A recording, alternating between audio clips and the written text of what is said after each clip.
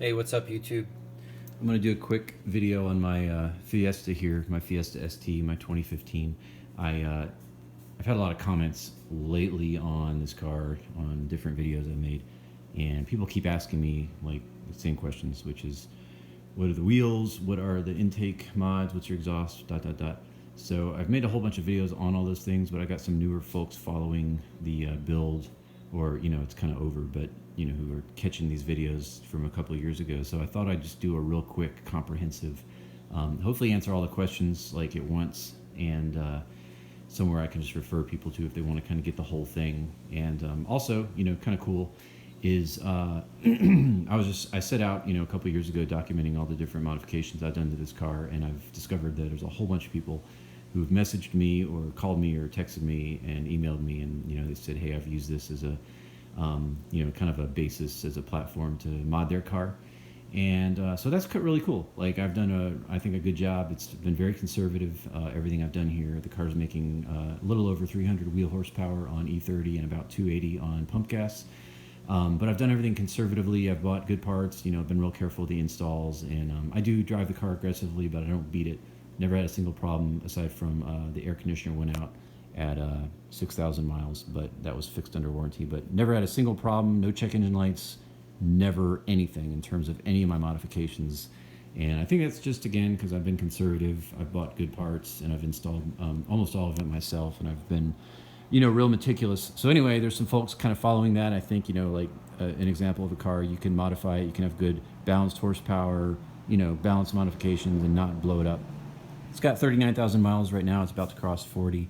I've had it almost 6 years, and it's been, like I said, aside from the AC, which was fixed under warranty, it's been pretty bulletproof. So you can pause here maybe. This is actually a little old, but most of this is correct, but these are my modifications. And real quick, I'm just going to talk about wheels, turbo intake, and exhaust.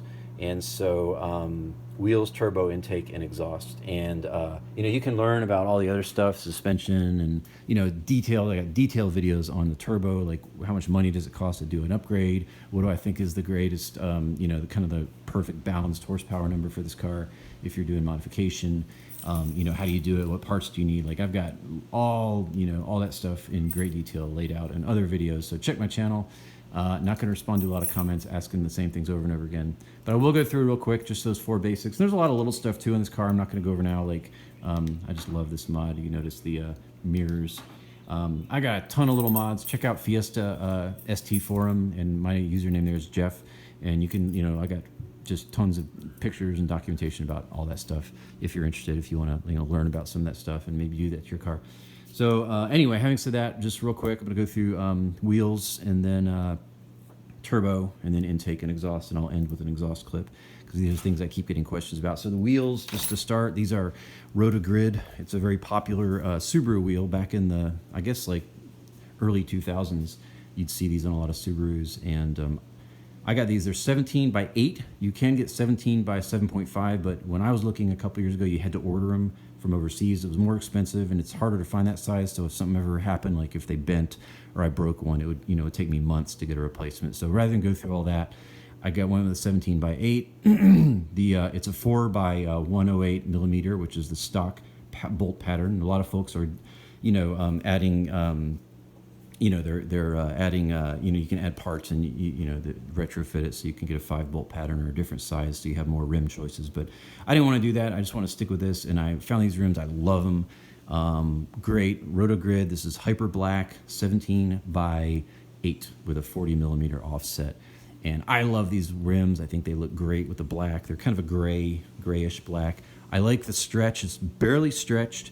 It's just stretched enough to make it kind of look like a Micro Machine, but not look, like outlandish. You really can barely, if at all, see that the rim is stretching the tire. And these are 215 size tires. The stock is 205. 17, obviously, is the diameter, but they're 215. These are Federal 595 RSRs. I've talked about those elsewhere too. So with a little wider tire and a lot, not a lot, but I think the stock rims are 7-inch. These are 8. So tire's bigger, rim is bigger. It's stretching just a bit, but again, it's got that rally Micro Machine look It's going to be hard to tell from behind because it's sunny, but it's just got the coolest, I love coming up on this car from behind.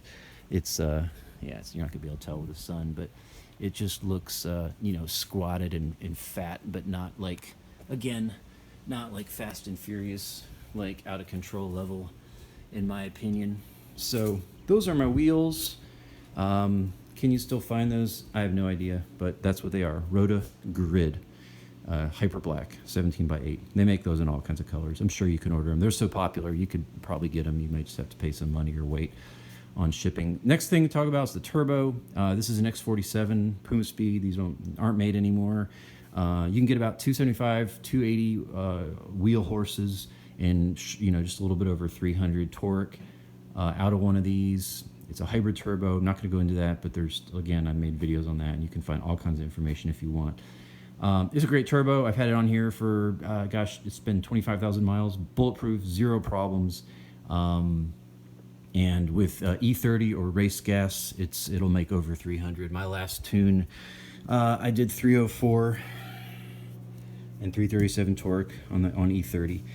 So that's too much power for the street, but I usually have been running it on on pump gas on 93, which is about 280. But either way, it's negligible. But yeah, it's a great street turbo for street use. For track use, it was great. I mean, if you're trying to get huge horsepower numbers and quarter mile times, then yeah, you want to get something with more power. But this is a great balanced turbo. And you can't get these anymore. If I were doing this like in 2021, I would get really the best comparable turbo is either a Whoosh, which is very similar power numbers, Whoosh turbo. They're for sale everywhere.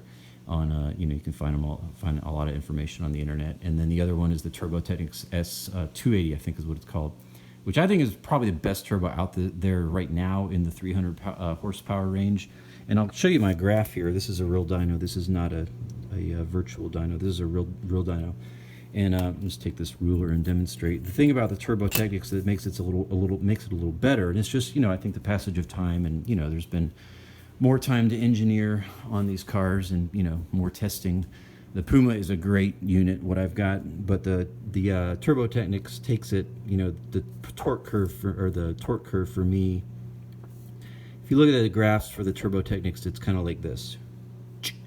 It's just shifted where it keeps that torque a little longer. Would it be noticeable in street driving? I don't know, maybe not. Horsepower and torque numbers are about the same on those, just like within 1 or 2 if you compare all the different graphs. So I think they're making about the same power, but the Turbo Technics does hold it holds the torque and probably the horsepower. I didn't check that, but holds it a little longer. So for that reason, I think it's just operating more efficiently. So that's what that is. Intake mods and then exhaust. Just real quickly, this is just ram air stuff. It's a crossover pipe. It's an induction tube and stock box with a ram air panel filter.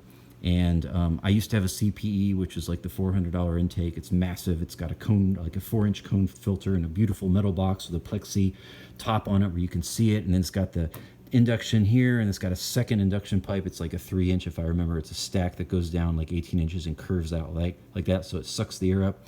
And it was supposedly the best one back in the day. And oh, by the way, I also have this Velocitech Big Mouth, which may or may not do anything, but it looks menacing, so I got it. Thought it was cool. But anyway, back to the CPE. I dynoed the car with a CPE, and I dynoed it with the ram air with a stock box, which everyone back in the day was criticizing.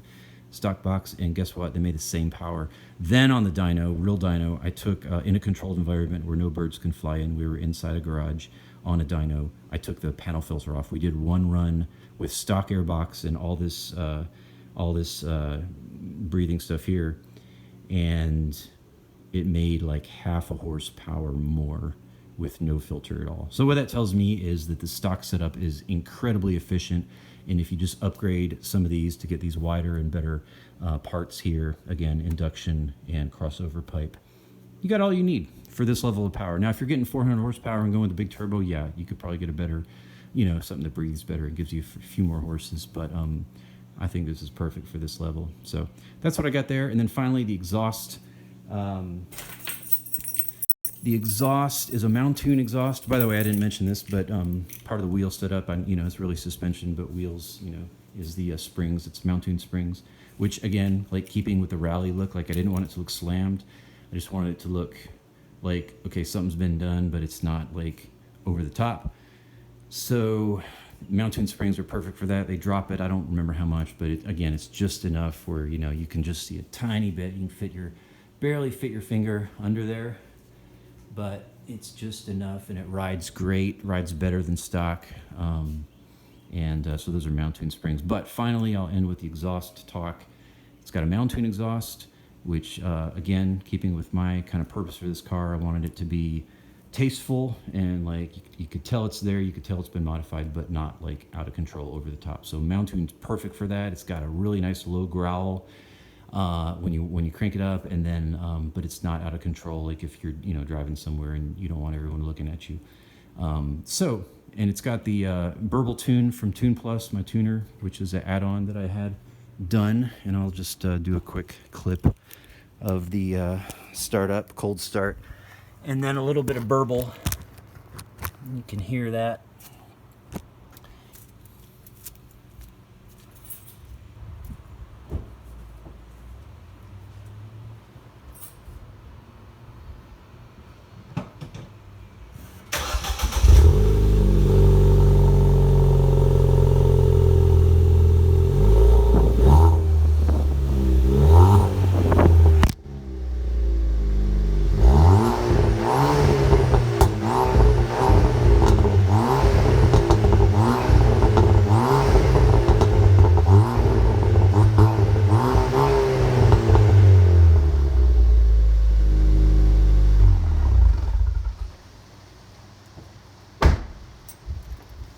Uh-oh. All that power, all that ground shaking bass from the exhaust dropped my phone, but hopefully you caught that sound clip. So yeah, that's just a quick discussion on just kind of some of the basic setups on this car. You know, starting with wheels and tires, going to turbo, intake, and exhaust. That's just all the basic stuff. Again, I got videos on suspension and all the different shifting knob mods. I put 5 or 6 parts on it to make it shift better, fluid, you know, base bushings, bracket bushings, short shifter.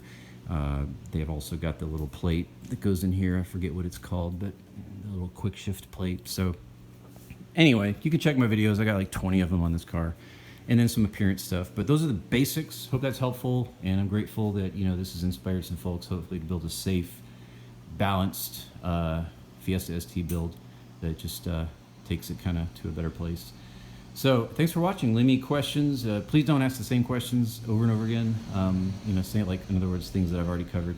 Try to be very comprehensive here, and I'll just close with a shot. You can pause that shows the build. This is just most of my mods, and you can pause there if you want. Actually, I'm going to close with a different shot because I've always loved this idea. I had all these stickers sticking around with nothing to do, and I built this shelf, and you can see it, and it's got all the stickers that came with my stuff.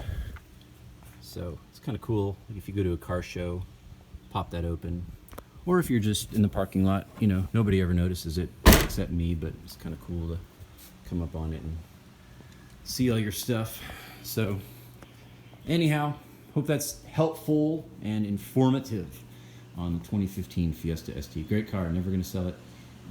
Hope this is encouraging. Peace to you. Thanks for watching.